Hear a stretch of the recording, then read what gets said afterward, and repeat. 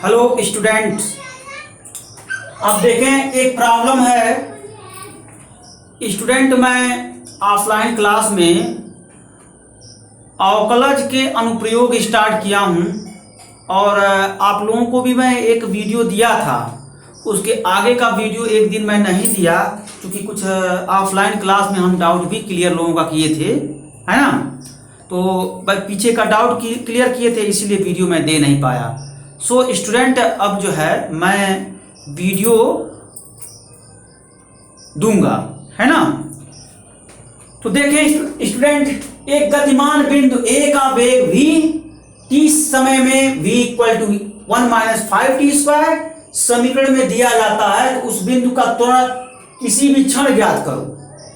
आपको रिलेशन दिया है, जो पहले गिवन डेट है उसको आप लिखें, सॉल्यूशन दिया है ना।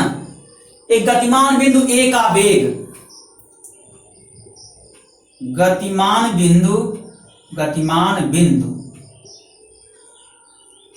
ए का वेग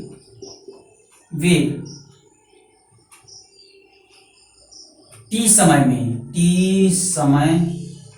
में v इक्वल टू 1-5t²। ज्ञात करना है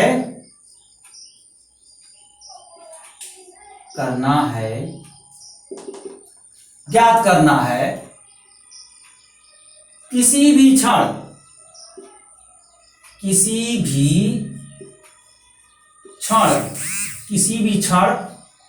बिंदु का त्वरण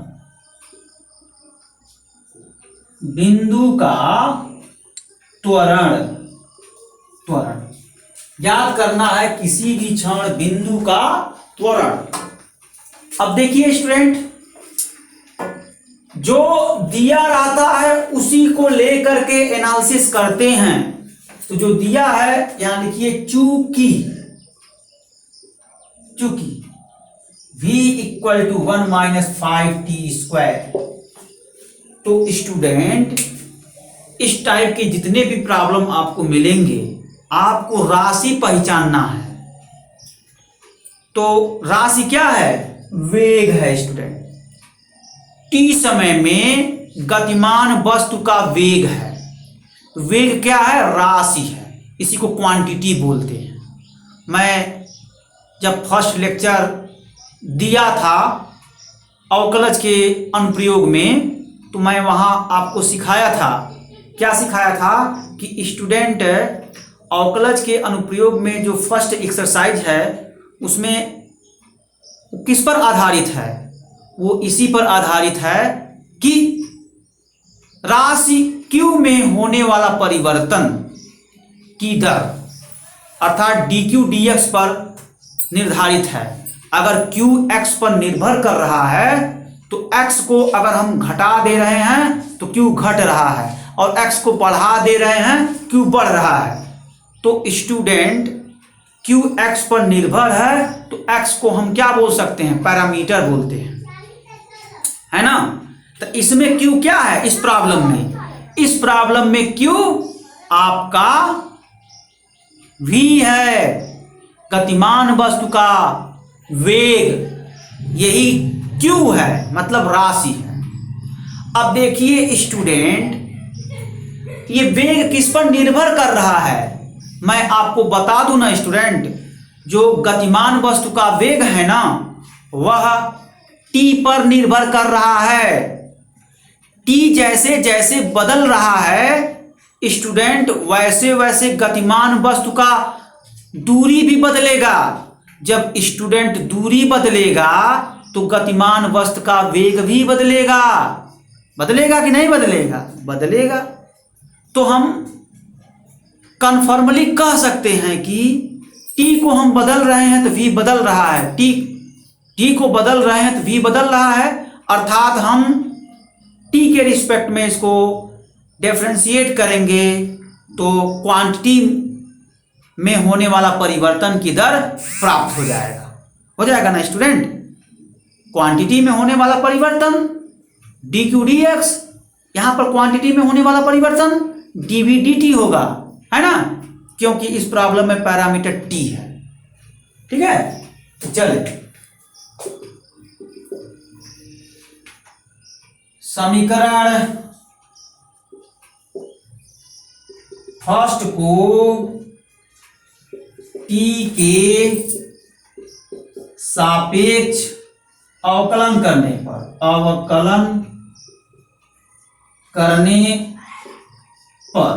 है ना, समीकरण फर्स्ट को t के सापेक्ष अवकलन करने पर dv/dt is equal to ddt 1 minus 5t² is equal to -10t क्या हो जाएगा मीटर पर सेकंड स्क्वायर।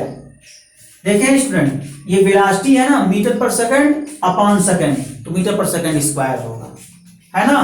तो आपका तुरंत जो आंसर होगा वो क्या होगा, बिंदु का त्वरण किसी भी क्षण गतिमान बिंदु ए, गतिमान बिंदु ए का किसी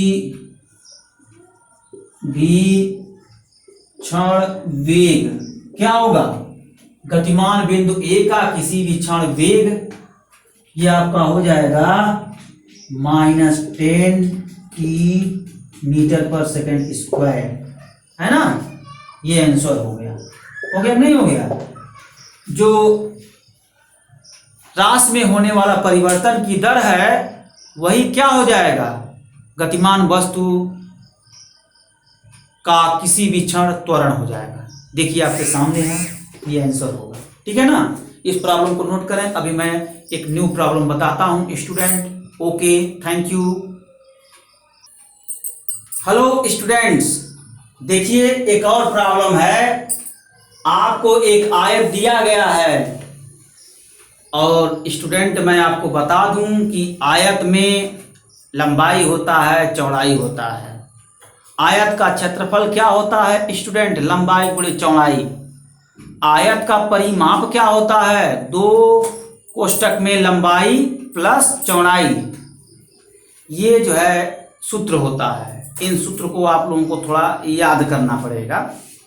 ठीक है, थोड़ा सा आप लोग हाई स्कूल का मेंसुरेशन भी थोड़ा सा देख लीजिए और सभी फार्मूला आप लोगों को कंठस्थ हो जाएगा। जब कंठस्थ हो जाएगा तो ये आसान है, कुछ है नहीं।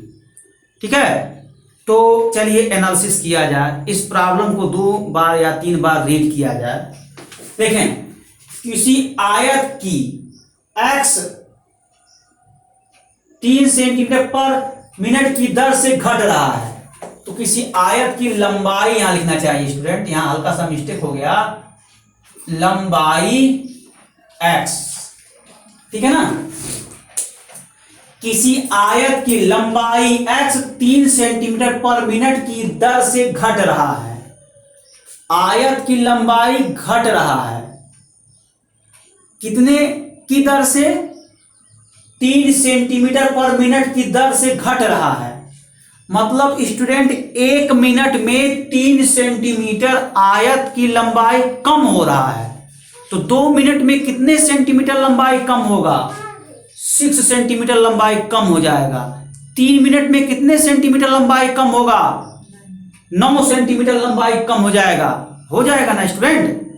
तो स्टूडेंट आप देख रहे हैं कि जो आयत की लंबाई है वह समय पर निर्भर कर रहा है। आयत की लंबाई समय पर निर्भर कर रहा है। समय बढ़ा रहे हैं तो लंबाई का घटने का जो रेट है वो बढ़ता चला जा रहा है, तेजी से जो है कम होता चला जा रहा है लंबाई, जब समय बढ़ा रहे हैं तो।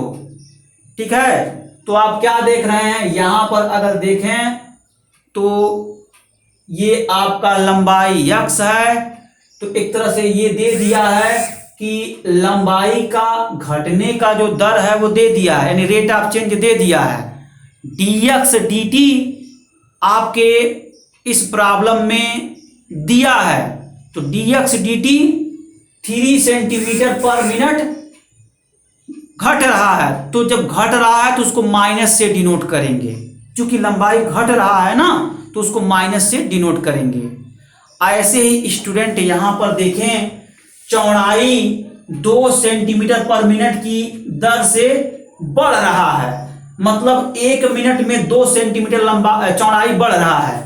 1 मिनट में 2 सेंटीमीटर चौड़ाई बढ़ रहा है, बढ़ रहा है नहीं बढ़ रहा, आपके सामने है, देख लीजिए। 1 मिनट में 2 सेंटीमीटर चौड़ाई बढ़ रहा है, तो 2 मिनट में 4 सेंटीमीटर बढ़ेगा, 3 मिनट में 6 सेंटीमीटर बढ़ेगा, 4 मिनट में 8 सेंटीमीटर बढ़ेगा, बढ़ेगा ना।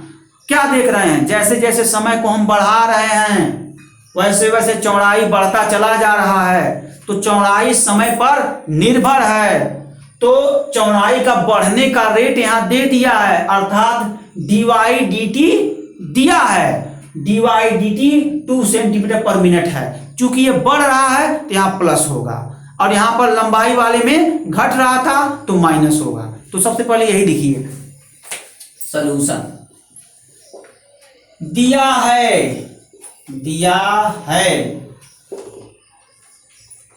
dx dt is equal to -3 centimetre पर मिनट,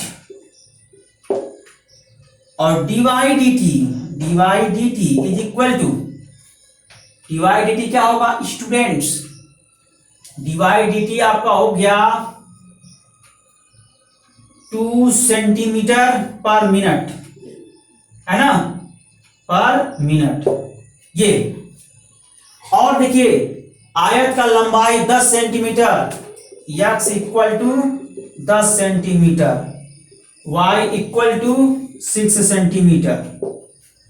और ज्ञात क्या करना है, ज्ञात आपको आयत के परिमाप और क्षेत्रफल ज्ञात करना है। तो यहां लिखेंगे क्या, ज्ञात करना है आयत के परिमाप, आयत के परिमाप तथा क्षेत्रफल में होने वाला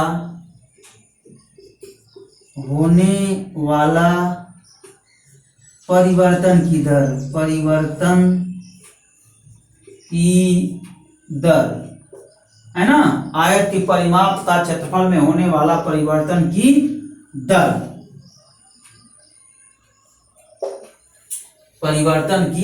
दर, ये आपको फाइंड आउट करने हैं, है ना, ये फाइंड आउट करने हैं। तो स्टूडेंट्स आप सब लोग देखें इसमें राशि क्या है, राशि आपका परिमाप है और क्षेत्रफल है, यानी इसमें 2 राशि है। तो इस राशि में परिवर्तन की दर निकालिए, वो आंसर होगा, और इस राशि में परिवर्तन की दर निकालिए, वो आंसर होगा। तो स्टूडेंट मैं आपको बता दूं कि ये परिमाप को हम अंग्रेजी में पेरीमीटर बोलते हैं। तो पेरीमीटर का जो फर्स्ट लेटर है P है, तो इसको P से डिनोट करेंगे, और ये क्षेत्रफल तो आप जानते हैं एरिया से डिनोट करते हैं, एरिया बोलते हैं। एरिया का फर्स्ट लेटर A है, तो एक कैपिटल A है और एक कैपिटल P है, ये आपका राशि है ना, ये राशि है। तो किसी भी प्रॉब्लम में आपको तो यही सर्च करना है कि राशि क्या है ना, राशि क्या है, फिर उसका क्या और उसका पैरामीटर क्या है, ये सब सर्च करना है ना। तो स्टूडेंट आप सब लोग देखें, आयत का परिमाप P 2 into x plus y, जानते हैं ना, 2 क्वेश्चन में लंबाई प्लस चौड़ाई ये होता है ना। अब स्टूडेंट ये आपका राशि है, इसका क्या, इसका पैरामीटर आपको निकालना है। अब ये देखिए, ये जो है यह P किस पर निर्भर करता है, ये देख लीजिए, P किस पर निर्भर करता है। फार्मूले से देखें स्टूडेंट, तो P x पर निर्भर कर रहा है, y पर निर्भर कर रहा है ना। अब ये देखिए स्टूडेंट, यक्स और वाई किस पर निर्भर कर रहा था? यक्स और वाई समय पर निर्भर कर रहा था, है ना। टाइम को हम इंक्रीज करते थे तो लंबाई में जो घटने का रेट है वो बढ़ जाता था, यानी तेजी से घट रहा था। और टाइम को जब हम इंक्रीज करते थे तो चौड़ाई में बढ़ने का रेट बहुत तेजी से बढ़ता था। तो लंबाई और चौड़ाई किस पर निर्भर था? टाइम पर निर्भर था, यानी समय पर निर्भर था। और यहां देखें, परिमाप लंबाई और चौड़ाई पर निर्भर कर रहा है और लंबाई और चौड़ाई समय पर निर्भर कर रहा है। तो ओवरऑल बोल सकते हैं कि ये परिमाप समय पर निर्भर करेगा। स्टूडेंट समझ में आ गया? ये इसमें करने हैं। तो जब इसका हम परिवर्तन की दर निकालेंगे ना स्टूडेंट, तो डीपी dt हो जाएगा। तो पैरामीटर जानेंगे तभी ना उसके रिस्पेक्ट में आप डिफरेंशिएट करेंगे ना। तो पता चला इसको आप टी के रिस्पेक्ट में डिफरेंशिएट कर लें तो ठीक है, कोई यक्स के रिस्पेक्ट में कर दिया तो गलत हो जाएगा। एक स्टूडेंट वाई के रिस्पेक्ट में कर दिया वो भी गलत हो जाएगा, क्योंकि आपको यहां पर समय, ये परिमाप समय पर निर्भर कर रहा है। जब हम समय को बदल रहे हैं तो परिमाप बदल रहा है। इसी वजह से परिमाप समय पर निर्भर कर रहा है। तो समय पैरामीटर हो गया और परिमाप क्वांटिटी हो गया। तो पैरामीटर के करस्पॉन्डिंग इसको क्या करेंगे? अवकलन कर देंगे। यही इसमें करते हैं, ठीक है ना। तो स्टूडेंट इसको आप मान लीजिए इक्वेशन नंबर सेकंड, इसको फर्स्ट, सेकंड, थर्ड, है ना। तो आप इसको आप अवकलन कर दीजिए dp dt। समीकरण थर्ड को t के रिस्पेक्ट में अवकलन कर दीजिए। तो यह हो गया 2 into dx dt plus dy dt हो जाएगा ना स्टूडेंट। ये अब dx dt का वैल्यू यहां आपके सामने है और dy dt का वैल्यू यहां आपके सामने है। इसे फिलअप कर दीजिए, कैलकुलेट कर लीजिए, वो आंसर हो जाएगा। और क्या, कुछ और नहीं है स्टूडेंट इसमें।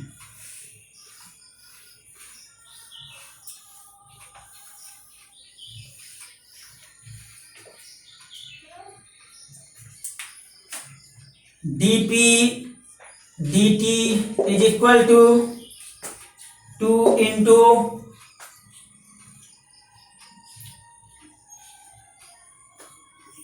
-3 plus 2 is equal to -2।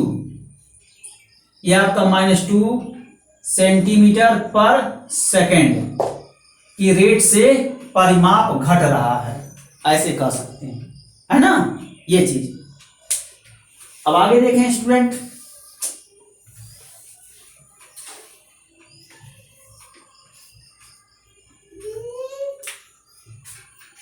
Area,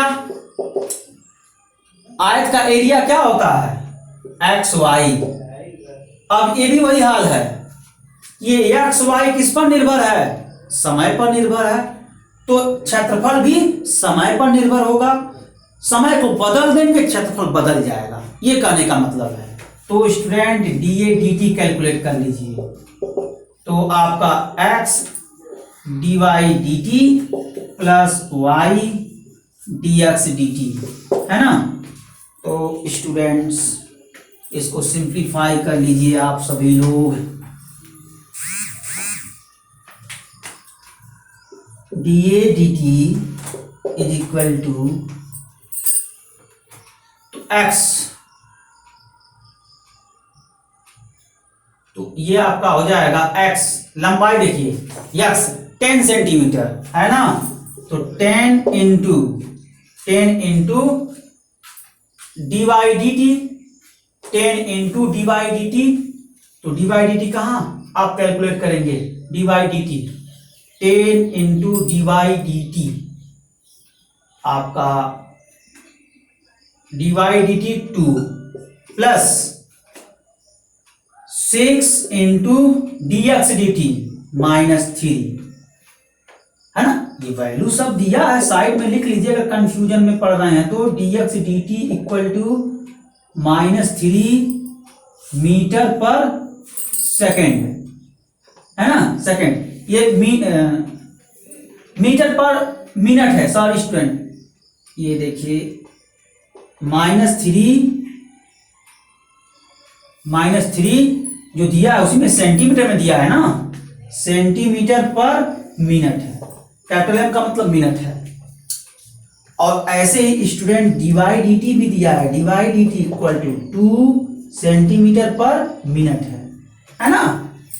तो वही मैं यहाँ डिवाइड dt के प्लेस पर ये इस्तेमाल कर दिया हूं और dx dt के प्लेस पर ये इस्तेमाल कर दिया हूं।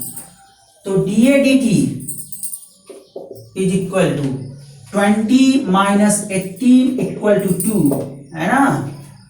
तो dA dt is equal to 2 हो गया आपका, हो गया ना स्टूडेंट। अब इसका देख लीजिए, सेंटीमीटर स्क्वायर सेकेंड यानी मिनट। इसका मतलब ये होगा स्टूडेंट, इसका जो यूनिट होगा सेंटीमीटर स्क्वायर पर मिनट, मिनट्स है ना। तो अगर आप हिंदी में लिखना चाहते हैं तो इसको हटा करके हिंदी में लिख लीजिए, और क्या इतना तो आप लोग समझेंगे, मिनट्स है ना। ये देखिए आपका दोनों आंसर आ गया, ये इसमें करने होते हैं। तो उत्तर लिख लीजिए बढ़िया से। परिमाप में होने वाला परिवर्तन की दर है ना, यही सब इसमें करते हैं।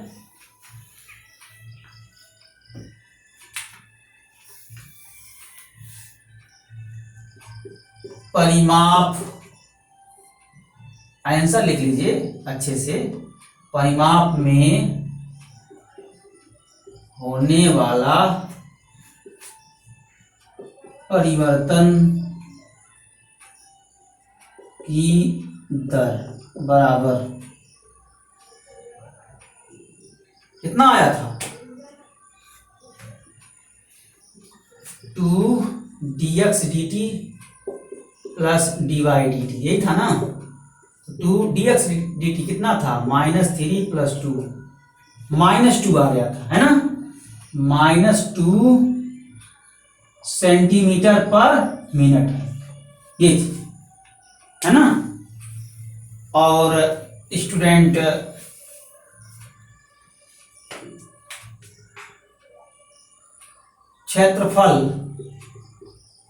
क्षेत्रफल में